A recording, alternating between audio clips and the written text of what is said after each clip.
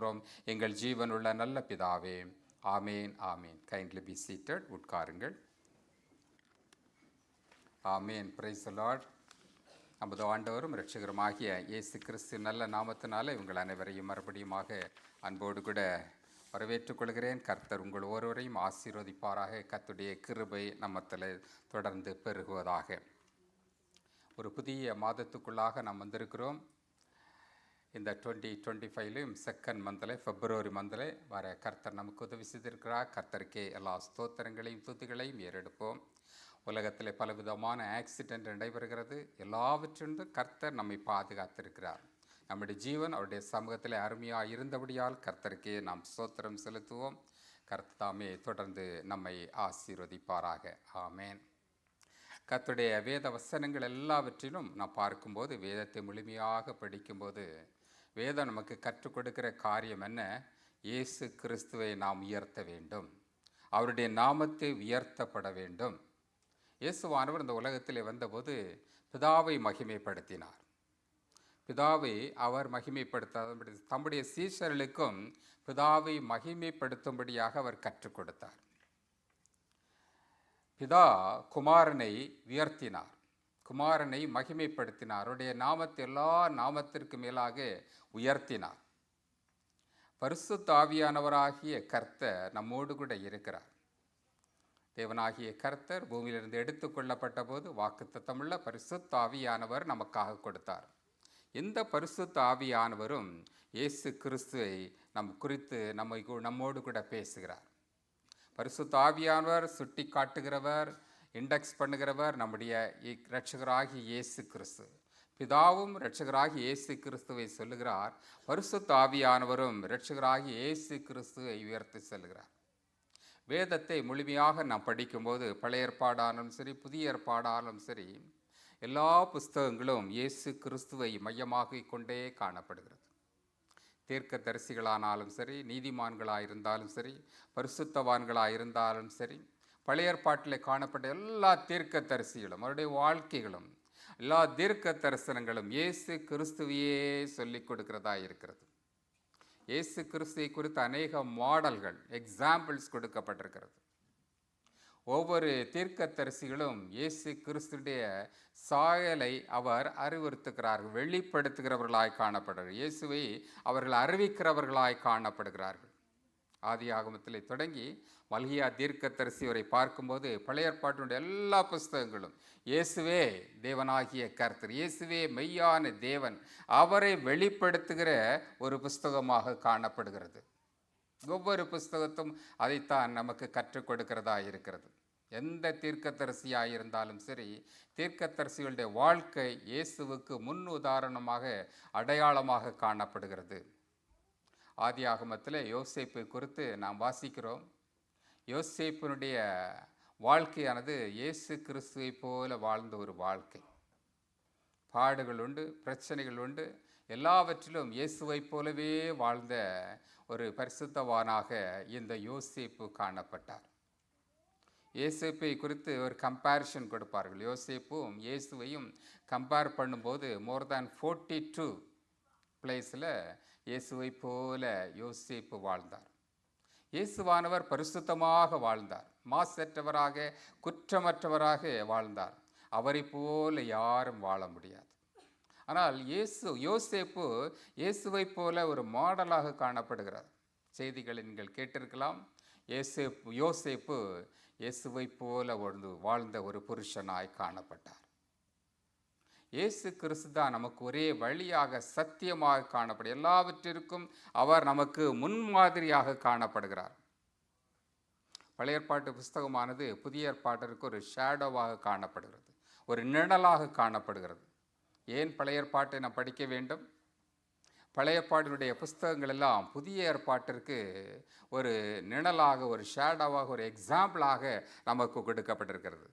நாம் வேதத்தை படிக்கும்போது, பைபிள் ஸ்டடியாக படிக்கும்போது, பழைய ஏற்பாட்டை கம்பேர் பண்ணி புதிய ஏற்பாட்டை படிக்கும்போது அது நமக்கு ஒரு பெரிய பிரகாசத்தை, ஒரு வெளிச்சத்தை, ஒரு காரியத்தை நமக்கு வெளிக்காட்டுகிறதாய் காணப்படுகிறது.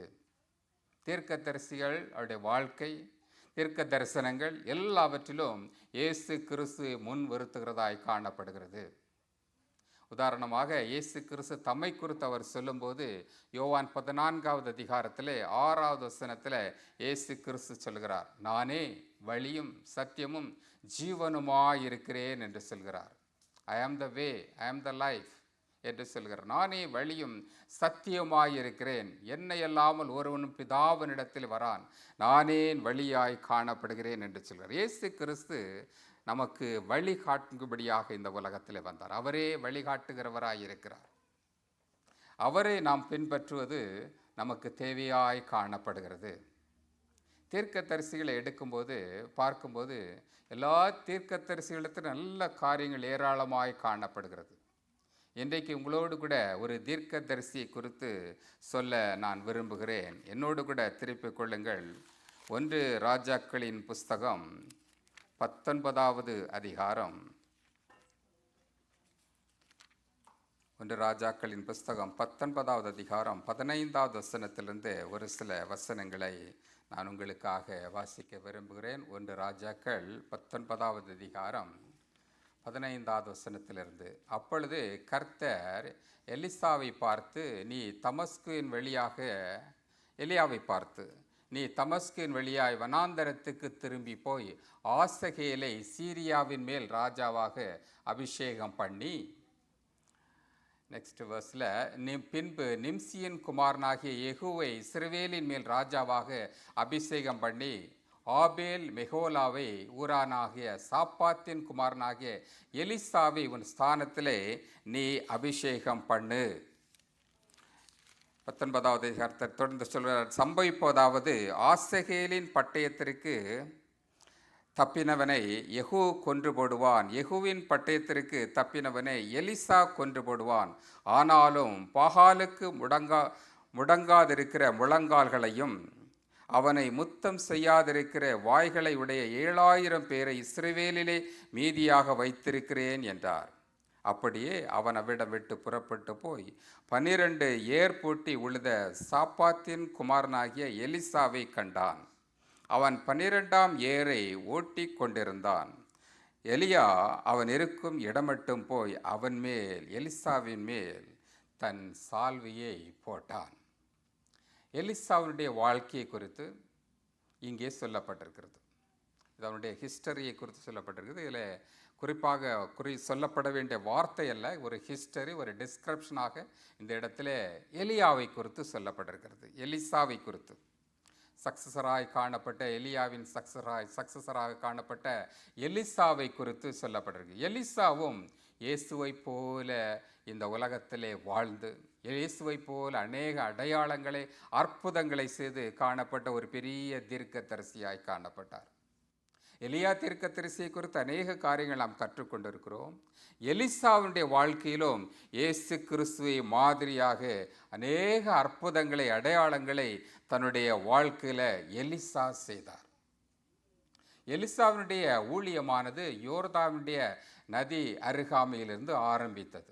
இது 2 ராஜாக்களின் புஸ்தகம் 2வது அதிகாரம் கடைசி பகுதியிலே வாசிக்கும் போது எலிசாவினுடைய ஊழியமானது, மினிஸ்ட்ரியானது யோர்தான் நதி கரையிலிருந்து ஆரம்பித்ததான ஊழியமாய் காணப்பட்டது. அங்கே இருந்து தான் தீர்க்க தரிசனங்களை அவர் சொல்ல ஆரம்பித்தார், ஊழியத்தை ஆரம்பித்தார்.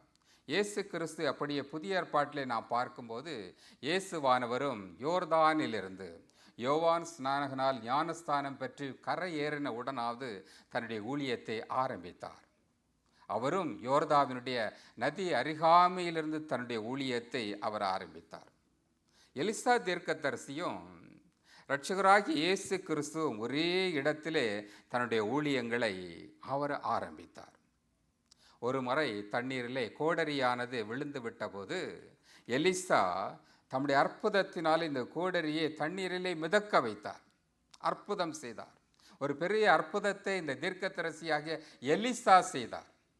இயேசு கிறிஸ்துவை நாம் நோக்கி பார்க்கும்போது மத்தேயு 14வது அதிகாரத்தில் வாசிக்கும்போது அங்கே இயேசு கடலின் மேல் நடந்து வந்தார். கலிலேயா கடலிலே அவர் நடந்து வந்தார். அவரை தேடி வந்த சீஷனாகிய பேதுருவும், ஆண்டவரே, இது நீரே, ஆனால் நானும் இந்த கடலிலே நடக்க வேண்டுமையா என்று கேட்டான். உடனடியாக இயேசு, நட, என்னோடு கூட வா என்று சொன்னார். தண்ணீரிலே பேதுரு, அப்போஸ்தலனாகிய பேதுரு நடந்து வந்தார். தண்ணீரில் நடக்க வைத்த அற்புதம், இயேசு செய்த அதே அற்புதத்தை எலிசாவும் செய்தார். எலிசா அங்கே அவனுடைய வேலைக்காரனாகிய கேயாசியின் கண்கள் அடைக்கப்பட்ட போது கேயாசினுடைய கண்களை திறந்து கொடுத்தார். கேயாசுடைய கண்களை திறக்க எலிசா பெரிய அற்புதம் செய்தார். இயேசு கிறிஸ்து தன்னுடைய வாழ்க்கையிலே அநேகருடைய கண்களை திறந்தார். குருடராயிருந்த அநேகருடைய கண்களை அவர் திறந்தார். யோவான் 9ஆம் அதிகாரத்தில் வரும்போது பிறவியிலே குருடனாய் காணப்பட்ட ஒருவருடைய கண்களை இயேசு கிறிஸ்து அவர் குணமாக்கினார். அவருடைய கண்கள் திறக்கப்பட்டது. பழைய ஏற்பாட்டிலே காணப்பட அதே அற்புதத்தை இந்த புதிய ஏற்பாட்டிலும் நாம் பார்க்கிறோம். இயேசுவை போல அற்புதம் செய்தவர் இந்த எலிசா தீர்க்கதரிசியாய் காணப்பட்டார். கண்களை திறக்கும்படியான வல்லமை காணப்பட்டது.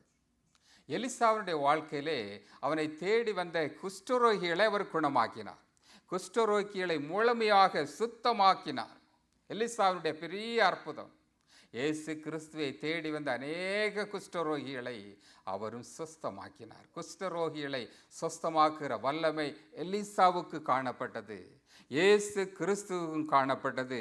அவர் குஷ்டரோகிகளை குணமாக்கின வல்லமை, மகத்துவம், அற்புதம் அவரிடத்திலே காணப்பட்டபோது, ஒரு முறை எலிசா தன்னுடைய விதவையான ஒரு ஸ்திரீயினிடத்திலே உணவு குறைவாக காணப்பட்ட போது அந்த உணவை, அப்பத்தை பெருக பண்ணினார். Increase the food.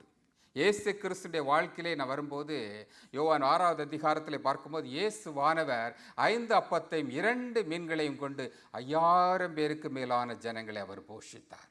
இந்த அற்புதம் பழைய ஏற்பாட்டிலும் எலிசா செய்த அற்புதம், புதிய ஏற்பாட்டிலே இயேசு கிறிஸ்து செய்த அற்புதம். அற்புதங்கள் பழைய ஏற்பாட்டில் நடைபெற்றது, புதிய ஏற்பாட்டிலும் காணப்பட்டது. தீர்க்கதரிசியாகி எலிசா இந்த பெரிய அற்புதத்தை செய்தார். சாரிபாத்தினுடைய விதவையின் வீட்டிற்கு வந்தபோது அவளுடைய வீட்டிலே அந்த ஆயில் குறைவுபடாதபடிக்கு என்றென்றைக்கும் அந்த பஞ்சம் முடியும் வரையிலும் ஆயிலும் அவளிடத்திலே மாவும் குறைவுபடாதபடிக்கு பெரிய அற்புதத்தை எலிசா தீர்க்கதரிசி செய்தார். புதிய அற்புதத்தை, அதே அற்புதத்தை புதிய ஏற்பாட்டிலே பார்க்கும்போது யோவான் 2ஆவது அதிகாரத்தில் இயேசுவானவர் அங்கே குறைவுபட்ட போது, கல்யாண வீட்டிலே ஒரு குறைவு ஏற்பட்ட போது அந்த தண்ணீரை இயேசுவானவர் ரசமாக மாற்றி அற்புதம் செய்தார். குறைவிலே ஒரு நிறைவே இயேசுவானவர் செய்தார். எலிசாவினுடைய அற்புதம் புதிய ஏற்பாட்டில் நடைபெறுகிறது. புதிய ஏற்பாட்டில் இயேசு கிறிஸ்து என்னென்ன அற்புதங்கள் செய்தாரோ அதே அற்புதங்களை அந்த எலிசா தீர்க்கதரிசியும் பழைய ஏற்பாட்டிலே செய்தார். எலிசாவுடைய வேலைக்காரன் கேயாசி பண ஆசை உள்ளவனாய் காணப்பட்டான். எப்பொழுதும் பண ஆசையோடு கூட காணப்பட்டான். ஆனால் புதிய ஏற்பாட்டில் வரும்போது இயேசு கிறிஸ்துவோடு அவருடைய டிசைப்பிளாக காணப்பட்ட இந்த யூதாஸ் காரியத்துவம் பண ஆசை உள்ளவனாக காணப்பட்டான். ஸோ அநேக காரியங்களே எலிசா தீர்க்கதரிசியும் இயேசு கிறிஸ்துவையும் நாம் கம்பேர் பண்ணி பார்க்கும்போது இருவருக்கும் அநேக ஒற்றுமைகள் உண்டு. இயேசு கிறிஸ்து மரித்த பிற்பாடு அநேகர் அவருடைய நாமத்தினாலே உயிரோடு எழுப்பப்பட்டார்கள். எலிசா மரித்தார், அடக்கம் பண்ணப்பட்டார். ஒரு வாலிபனை, மரித்த ஒரு வாலிபனை அடக்கம் பண்ண கொண்டு போகும்போது அந்த வாலிபனுடைய சரீரமானது கீழே விழுந்து விட்டது. விழுந்த சரீரமானது இந்த எலிசா தீர்க்கதரிசியுடைய போன், அந்த எலும்புகள் மேல் விழுந்து விட்டது. அந்த எலும்பானது, மரித்து போன அந்த எலும்பானது அற்புதம் செய்தது. அந்த வாலிபன் உயிரோடு எழும்பினான். பெரிய அற்புதத்தை எலிசா மரித்த பிற்பாடும் எலிசாவுடைய எலும்புகள் ஒரு அற்புதத்தை செய்தது. இன்றைக்கும் இயேசு கிறிஸ்து அநேக ஜனங்களை, மரித்து போன ஜனங்களை உயிரோடு எழுப்பினார். தன்னுடைய ஊழிய காலங்களில் 3 பேரை அவர் உயிரோடு எழுப்பினார். இன்றைக்கும் அவருடைய நாமத்தினாலே நாம் எவைகளை கேட்டாலும் அந்த அற்புதங்களை செய்கிறதற்கு உயிர்த்தெழுந்த இயேசு கிறிஸ்துவினுடைய வல்லமை நம்முடைய வாழ்க்கையிலும் செயல்படுகிறதா இருக்கிறது. After his death there was a miracle. குறிப்பாக நான் இன்றைக்கு உங்களோடு கூட கற்றுக்கொள்ள வேண்டிய காரியம், இயேசு கிறிஸ்து என்றால் இரட்சகர் என்று அர்த்தம். ரட்சிப்பவர் என்று அர்த்தம். எலிசாவுடைய மீனிங் என்ன? What is the meaning of Elisha? Elisha என்பதனுடைய அர்த்தம் salvation. Elisha means God is my salvation, அல்லது சால்வேஷன் ஆஃப் காட், தேவனுடைய ரட்சிப்பு. ரட்சிக்கிற தேவன் என்பதுதான் எலிசாவுடைய அர்த்தமாய் காணப்படுகிறது, அதோட மீனிங்காய் காணப்படுகிறது. எலிசா இயேசு கிறிஸ்துடைய ஒரு முன் மாடலாக, ஒரு மாதிரியாக, பழைய ஏற்பாட்டிலே ஒரு நிழலாக கொடுக்கப்பட்டிருக்கிற ஒரு பெரிய தீர்க்கதரிசியாய் காணப்பட்டார். எலிசாவின் தேவனாகிய கர்த்தர், எலிசாவின் இரட்சகராகிய இயேசு கிறிஸ்து நம்முடைய இரட்சகராகிய இயேசு கிறிஸ்து. எலிசாவுடைய அற்புதம் மாத்திரமல்ல, எலிசாவுடைய வாழ்க்கையும் நமக்கு இன்றைக்கு ஒரு பெரிய லெசனாக, ஒரு பாடமாக காணப்படுகிறது. எலிசா இன்றைக்கும் தீர்க்க தரிசன வார்த்தைகளானது இன்றைக்கும் நம்முடைய வாழ்க்கையில செயல்படுகிறதாய் காணப்படுகிறது. எலிசாவுடைய கேரக்டரில் இன்றைக்கு 3 மிக முக்கியமான கேரக்டரை உங்களோடு கூட நான் சொல்ல விரும்புகிறேன். எலிசாவுடைய first important special character was a humble person. மிகவும் தாழ்மையான ஒரு மனிதனாய் காணப்பட்டான். எலிசா அற்புதங்களை செய்தது மாத்திரமல்ல, அவனுடைய வாழ்க்கையானது மிகவும் தாழ்மையாக காணப்பட்ட ஒரு வாழ்க்கையாய் காணப்படுகிறது. தன்னுடைய மாஸ்டராய் காணப்பட்ட எலியாவின் இடத்திலிருந்து தனக்கு அற்புதங்களை பெற்றுக்கொள்ள வேண்டும் அவன் காணப்பட்டான், எதிர்பார்த்து கொண்டிருந்தான். அவன் ஒரு ஹம்பிள் ஸ்பிரிட்டோடு கூட காணப்பட்டான். இயேசு கிறிஸ்து தன்னுடைய வாழ்க்கையிலே இந்த தாழ்மையை குறித்து கற்றுக் கொடுக்கும் போது, இந்த சர்மன் ஆன் த மவுண்டிலே பார்க்கும்போது, மத்தேயு எழுதின சுவிசேஷம் 5ஆம் அதிகாரம் 3வது வசனத்திலே வாசிக்கும் போது வசனம் சொல்கிறது, மேத்யூ சாப்டர் 5 verse 3லே, ஆவியில் எளிமை உள்ளவர்கள் பாக்கியவான்கள், பரலோக ராஜ்யம் அவர்களுடையது.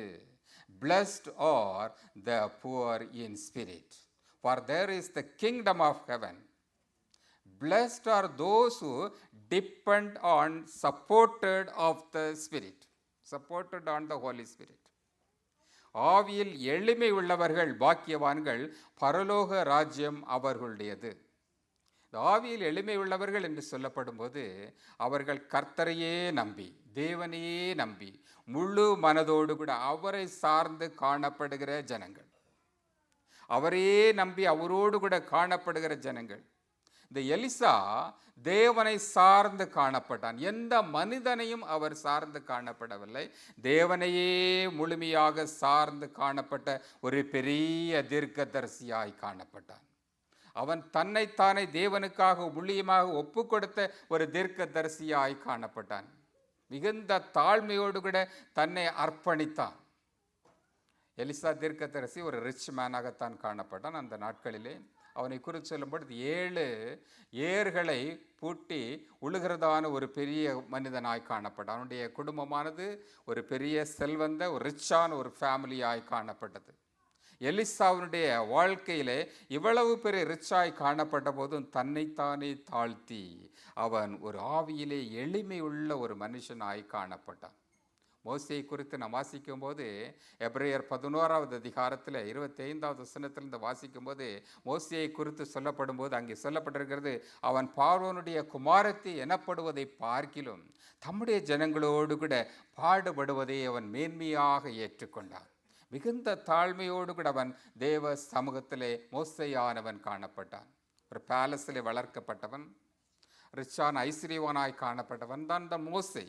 ஆனால் எல்லாவற்றையும் வெறுத்து விட்டு தேவனுக்கென்று தாழ்மையோடு கூட எளிமையோடு கூட தேவ ஜனங்களோடு கூட பாடப்பட்ட மோசே. எலிசாவினுடைய வாழ்க்கையும் இதே வாழ்க்கையை தான். அவர் மிகுந்த தாழ்மையோடு கூட காணப்பட்ட ஒரு நல்ல கேரக்டராக அவன் காணப்பட்டான். அதனுடைய தாழ்மையை எடுத்து காட்டுகிறதாய் காணப்படுகிறது. 1 ராஜாக்கள் 19வது அதிகாரத்தில் நாம் வாசிக்கும் போது 16வது வசனம் விதமாய் சொல்லுகிறது, பின்பு நிம்சியின் குமாரனாகிய யெகூவை இஸ்ரவேலின் மேல் ராஜாவாக அபிஷேகம் பண்ணு. எலியா தீர்க்கதரிசிக்கு தேவனாகிய கர்த்தர் கொடுத்த கட்டளை, முதலாவது இஸ்ரவேலின் ராஜாவாக அவனை நிம்சியின் குமாரனாகிய யெகூவை அபிஷேகம் பண்ணு என்று சொல்கிறார். இரண்டாவதாக அதே வசனத்திலே ஆபேல் மெகோலா ஊரானாகிய சாப்பாத்தின் குமாரனாகிய எலிசாவை உன் ஸ்தானத்திலே தீர்க்கதரிசியாக அபிஷேகம் பண்ணு என்று சொல்கிறார். இங்கே எலியா எலிசாவை அபிஷேகம் பண்ணும்படியாக, தீர்க்கதரிசியாக அபிஷேகம் பண்ணும்படியாக கர்த்தருடைய கட்டளை கொடுக்கப்படுகிறது. இவன் இந்த ஆபேல் மெகோலாவு இடத்திற்கு நேராக ஒரு ஹீப்ரூவில் இது ஒரு அருமையான ஒரு சிட்டி. இந்த கிராமத்தில் ஆபேத் மெகோலா என்கிறதான ஒரு இடத்திற்கு எலியாவை தீர்க்கதரிசி அனுப்புகிறார். எலிசாவை அபிஷேகம் பண்ணும்படியாக, தன்னுடைய சக்சஸராக எலிசாவை எடுக்கும்படியாக எலியாவுக்கு தேவனாகிய கர்த்தர் அனுப்புகிறதான காரியம். உன் ஸ்தானத்திலே, உன் இடத்திலே, உன் ஸ்தானத்திலே அவனை தீர்க்கதரிசியாக நீ அபிஷேகம் பண்ணு என்று சொல்கிறார். இந்த ஆபேல் மெகோலா என்கிற ஊருக்கு அவர் வருகிறார். ஆபேத் மெகோலா இது வேதத்தில் சொல்லப்பட்ட ஒரு சிட்டி தான். எபிரேய பாஷையில் இதனுடைய அர்த்தமானது என்ன சொல்லப்பட்டிருக்கிறது என்றால், இது மிகவும் துக்கம் நிறைந்த ஒரு இடம், துக்கத்தை அனுபவிக்கிற ஒரு இடம். இது birth place of the Elisha தீர்க்கதரிசியுடைய பிறந்த இடம். துக்கம் நிறைந்தவனாக இந்த எலிசா காணப்பட்டான். அவனுடைய வாழ்க்கையிலே ஒரு துக்கம் காணப்பட்டது. என்ன துக்கம் காணப்பட்டது?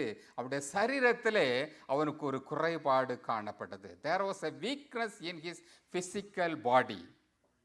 எலிசாவை குறித்து வாசிக்கும் போது அவனுக்கு முடி இல்லை, ஒரு மொட்டை தலையனாக காணப்பட்டான்.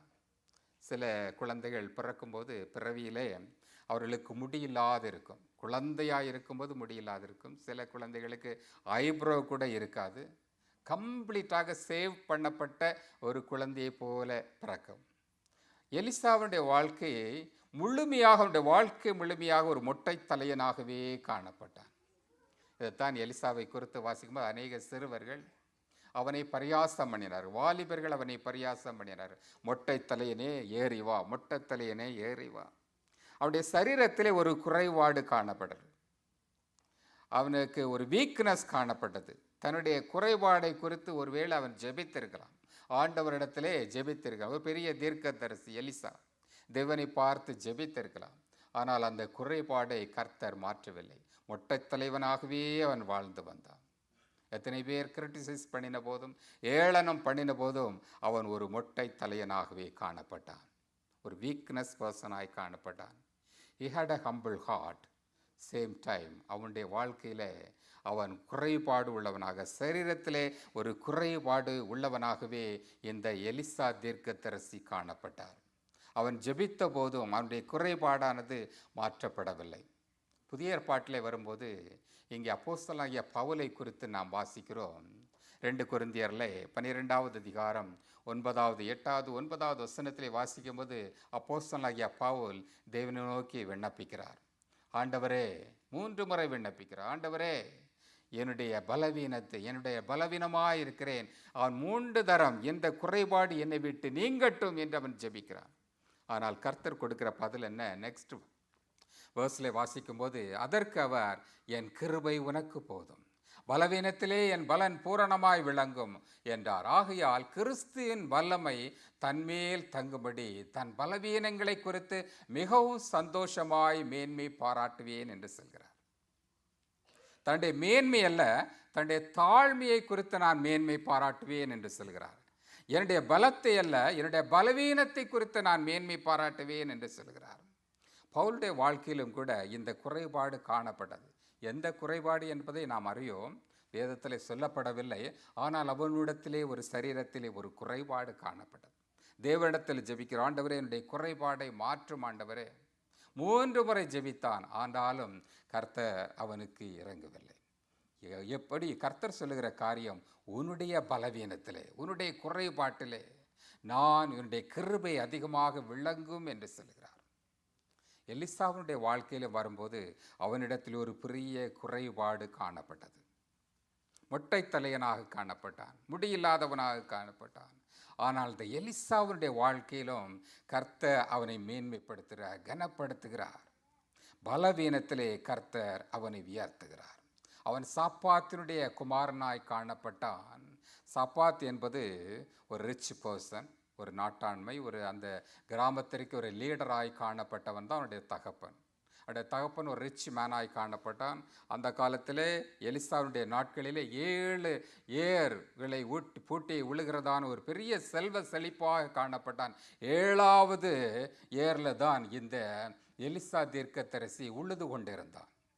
ஒரு செல்வந்தனாய் காணப்பட்ட போதும் வயல்வெளியிலே அவன் ஏர் பூட்டி உழுகிறவன் ஒரு தீர்க்கதரிசியாய் காணப்பட்டான். அவன் மேல் இந்த எலியா அவனை பார்த்து அவன் மேல் தன்னுடைய சால்வியை போடுகிறார். அவனை அபிஷேகம் பண்ணும் பொருட்டாக ஒரு சால்வியை போடுகிறார். இந்த சால்வியை பெற்ற மாத்திரத்திலே அவன் எலியாவுடைய அந்த ஸ்தானத்திலே தீர்க்கதரிசினியாக எலிசாவானவன் மாற்றப்படுகிறான். கிறிஸ்துக்கள் பிரியமானவர்களே, நம்முடைய குறைபாடுகளிலே, நம்முடைய குறைகளிலே தேவன் நோக்கி பார்க்கும்போது அவர் உங்கள் குறைகளை ஒருவேளை மாற்றாமல் அல்லாமல் குணப்படுத்தாமல் இருக்கலாம். ஆனால் உங்களுடைய குறைபாட்டிலே அவருடைய கிருபை அதிகமாக, இன்னும் அதிகமாக அது பெருகுகிறதாய் காணப்படும். எலிசாவுடைய வாழ்க்கையிலே ஒரு குறைபாடு காணப்பட்டது. எலிசாவுடைய வாழ்க்கையிலே குறைபாடு மாத்திரமல்ல, அவன் இரட்டிப்பான ஒரு அபிஷேகத்தை, இரட்டிப்பான ஆசீர்வாதத்தை அவன் பெற்றுக்கொண்டான். அடுத்த 1 ராஜாக்கள் 2வது அதிகாரத்தில் வரும்போது ஒரு சம்பவத்தை நாம் பார்க்கலாம். 2 ராஜாக்கள் 2வது அதிகாரத்தில் ஒரு பெரிய சம்பவம் காணப்படுகிறது. இங்கே எலியாவும் எலிசாவுமாக சேர்ந்து புறப்பட்டு சொல்கிறார்கள். எலியாவை தேவனாகிய கர்த்தர் வானத்துக்கு நேராக எடுத்துக்கொள்ளப்படும்படியாக ஒரு வேளை வந்தது. எலியா எடுத்துக்கொள்ளப்படுகிறான். அதற்கு எலிசாவானவன் இஸ்ரவேலுக்கு அவர் இந்த தீர்க்கதரிசியாக மாற்றப்பட போகிறார். இந்த சம்பவத்தை குறித்து 2வது அதிகாரத்தில் வாசிக்கும் போது 1வது வசனத்தை வாசிக்கிறேன். 2 ராஜாக்கள் 2வது அதிகாரம் 1வது வசனம் சொல்கிறது, கர்த்தர் எலியாவை சுழல் காற்றிலே பரலோகத்திற்கு எடுத்துக்கொள்ளப்படுகிற போது எலியா எலிசாவோடு கூட கில்காலிலிருந்து புறப்பட்டு சென்றான். கில்காலிலிருந்து புறப்பட்டு செல்லும்போது 2வது வசனம் சொல்கிறது, எலியா எலிசாவை நோக்கி, நீ இங்கே இரு, கர்த்தர் என்னை பெத்தேல் மட்டும் போக அனுப்புகிறார் என்றான். அதற்கு எலிசா, நான் உம்மை விடுகிறதில்லை என்று கர்த்தரின் ஜீவனையும் உம்முடைய ஜீவனையும் கொண்டு சொல்லுகிறேன் என்றான். அப்படியே இருவரும் பெத்தேலுக்கு நேராக சென்றார். முதலாவது பெத்தேலுக்கு நேராக எலியாவும் எலிசாவும் செல்கிறார்கள். தேவன் எலியாவை எடுத்துக்கொள்ளப் போகிறார். அப்பொழுது 3வது வசனத்திலே, பெத்தேலிருந்து வந்த தீர்க்கதரிசிகளின் புத்திரர்கள் எலிசாவினிடத்தில் வந்து, இன்றைக்கு கர்த்தர் உனக்கு தலைமையாய் இருக்கிற உன் எஜமானை உன்னை விட்டு எடுத்துக்கொள்வார் என்பது உனக்கு தெரியுமா என்றார்கள். அதற்கு அவன், எனக்கு தெரியும், சும்மா இருங்கள் என்று சொல்கிறார். அப்பொழுது எலியா சொல்லுகிற வார்த்தை, மறுபடியுமாக எலியா சொல்கிறான், எலிசாவே நீ இங்கே இரு, கர்த்தரை நீ எரிகோ மட்டும் போக விடுகிறார் என்றார். அதற்கு அவன், நான் உம்மை விடுகிறதில்லை, நான் என்று கர்த்தருடைய ஜீவனை உம்முடைய ஜீவனையும் கொண்டு சொல்லுகிறேன் என்றான். அப்படியே அவர்கள் எரிகோவுக்கு நேராக வந்தார்கள். முதலாக கில்காலிலிருந்து எரிகோவுக்கு வருகிறார்கள், பெத்தேலுக்கு வருகிறார்கள், பெத்தேலிருந்து எரிகோவுக்கு வருகிறார்கள். 3வதாக அவர்கள் யோர்தான் நதிக்கு அருகாமையில் வருகிறார். கடைசி வேளையிலும் எலியா தீர்க்கதரிசி ஒரு பெரிய அற்புதத்தை செய்கிறார். அவன் தன்னுடைய இந்த கரையிலே நின்று தன்னுடைய சால்வை எடுத்து யோர்தானை நோக்கி அடிக்கிற வேளையில் யோர்தானது 2ஆக பிரிகிறது. இது எலியா தீர்க்கதரிசி செய்த கடைசி அற்புதமாய் காணப்படுகிறது. யோர்தானுக்கு அக்கறையிலே வந்த பிற்பாடு எலியாவோ தன் சால்வை எடுத்து முறுக்கி தண்ணீரை அடித்தான். அது 2 பக்கமாக பிரிந்தது. அவர்கள் இருவரும் உலர்ந்த தரை வழியாக அக்கறைக்கு போனார்கள். அவர்கள் அக்கறைப்பட்ட பின்பு எலியா எலிசாவை நோக்கி, நான் உன்னை விட்டு எடுத்துக்கொள்ளப்படும் முன்னே நான் உனக்கு என்ன செய்ய வேண்டும் என்று கேள் என்றார். அதற்கு எலிசா, உம்மிடத்திலுள்ள ஆவியின் வரம் எனக்கு இரட்டிப்பாய் வேண்டும் என்று வேண்டுகிறேன் என்று சொல்கிறார். ஒரு பெரிய இம்பார்ட்டன்ட் ப்ரேயர் பாயிண்ட். உம்மிடத்திலுள்ள ஆவியின் வரம் எனக்கு இரட்டிப்பாக வர வேண்டும். வேதத்தை நாம் நன்றாக படிக்கும்போது எலியா தீர்க்கதரிசி செய்த அற்புதமானது 8 பெரிய அற்புதங்களை எலியா தீர்க்கதரிசி செய்தார். அவருடைய சீஷனாக காணப்பட்ட இந்த எலிசாவோ 16 அற்புதங்களை செய்தார். இரட்டிப்பான அற்புதங்களை, இரட்டிப்பான ஆவியின் வரங்களை எலிசா தீர்க்கதரிசி செய்தார். எலிசாவுடைய வாழ்க்கை பெரிய அற்புதங்களை செய்த ஒரு பெரிய தீர்க்கதரிசியாய் காணும். எலியாவை பார்க்கலும் எலிசாவுடைய அற்புதம் இரட்டிப்பாய் காணப்பட்டது. ஏனென்றால் அவன் இரட்டிப்பான அற்புதங்களை, அடையாளங்களை அவன் பெற்றுக்கொண்டான். ஒரு பெரிய தீர்க்கதரிசியாகிய எலிசா தீர்க்கதரிசியானவர் இந்த உலகத்திலே காணப்பட்டார். பழைய ஏற்பாட்டிலே இந்த எலிசாவினுடைய ஆவி புதிய ஏற்பாட்டிலே நம் ஒவ்வொருவருக்கும் கொடுக்கப்படுகிறதாய் காணப்படுகிறது. அப்போஸ்தலர் நடபடியின் புஸ்தகம் 1வது அதிகாரம் 8வது வசனத்திலே வாசிக்கும்போது இயேசுவானவர் தம்முடைய சீஷர்களை பார்த்து சொல்லுகிற காரியம், நீங்கள் எருசலேமிலே வீற்றிருங்கள், எருசலேமிலே காத்திருங்கள், பரிசுத்த ஆவி உங்களிடத்திலே வரும்போது நீங்கள் பலனடைந்து எருசலேமிலும் யூதேயாவிலும் முழுவதிலும் சமாரியாவிலும் பூமியின் கடைசி பரியந்தம் எனக்கு நீங்கள் சாட்சிகளாயிருப்பீர்கள். சீசர்களுக்கு சபைக்கு கர்த்தர் கொடுக்கிறதான ஒரு அபிஷேகமான ஒரு காரியமாய் காணப்படுகிறது. எலியாவினுடைய ஆவி எலிசாவின் மேல் இறங்கியது. அந்த பரிசுத்த ஆவியானவர் நம் ஒவ்வொருவருக்கும் இயேசு கிறிஸ்துவின் உயிர்த்தெழுதலுக்கு ஏற்பாடு நம்முடைய பிதாவாகிய தேவன் நமக்கு பகிர்ந்து கொடுத்த இந்த பரிசுத்த ஆவியானவர் ஒவ்வொருவருக்கும் அவர் தருகிறவராயிருக்கிறார். கிறிஸ்துக்கள் பிரியமானுடைய நம்முடைய வாழ்க்கையிலும் இந்த எலிசாவினுடைய ஆவி தேவையாய் காணப்படுகிறது. எலிசா இயேசுவை போல ஒரு உதாரண புருஷனாய் காணப்பட்டார். பழைய ஏற்பாட்டில் இந்த ஆவியை ஒரு பெரிய ஆவியை உடையவனாக எலிசா காணப்பட்டார். இதே ஆவியை இன்றைக்கு உங்களுக்கும் எனக்கும் ஒவ்வொருவருக்கும் இந்த பரிசுத்த ஆவியை தர தேவனாகிய கர்த்தர் வல்லமை உள்ளவராயிருக்கிறார். எலியாவின் ஆவி, எலிசாவின் ஆவி எனக்கும் வேண்டும் ஆண்டவரே நாம் கேட்போமானால் பரிசுத்த ஆவியை உங்கள் ஒருவருக்கும் அவர் தர வல்லமை உள்ளவராயிருக்கிறார்.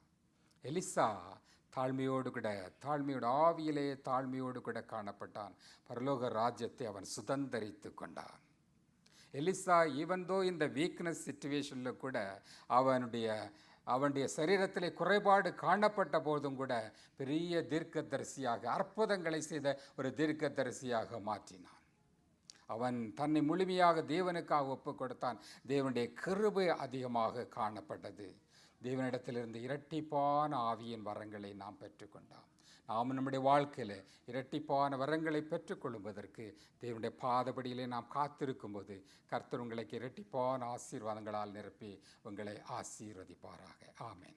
ஜெபிப்போமா? Shall we stand? நம்ம எல்லாரும் எழும்பி நின்று கர்த்தருடைய சமூகத்தில் நம்ம ஒப்பு கொடுத்து நாம் ஜெபிப்போம்.